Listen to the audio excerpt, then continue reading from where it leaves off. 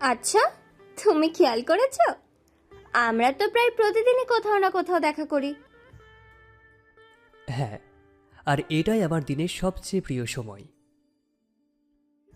কিন্তু মজার ব্যাপার হলো আমরা এতদিন ধরে আলাপ করছি, তবু কিছু একটা অনুপস্থিত। অনুপস্থিত? কি অনুপস্থিত?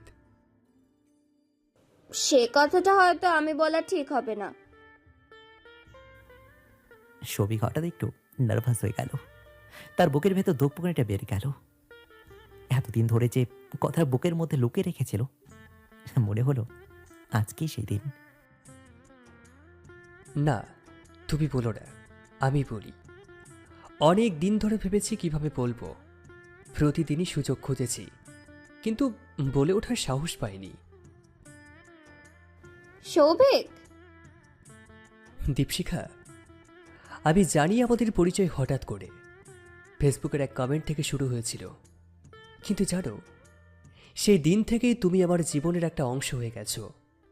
তোমার হাসি, তোমার খুনসুটি, এমনকি তোমার রাগ, সব কিছুতে আমি হারিয়ে যাই। আমি তোমাকে ছাড়া ভবিষ্যৎ কখনো কল্পনা করতে পারি না দীপশিখা।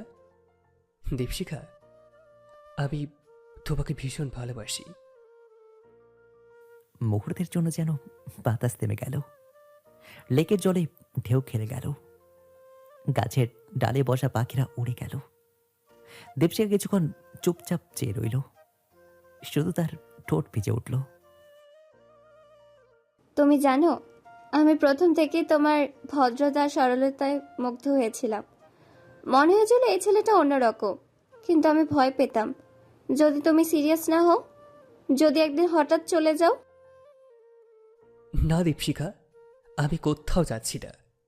আমি থাকবো তোমার পাশে, ভগবান যতদিন আমাদেরকে একসাথে রাখেন।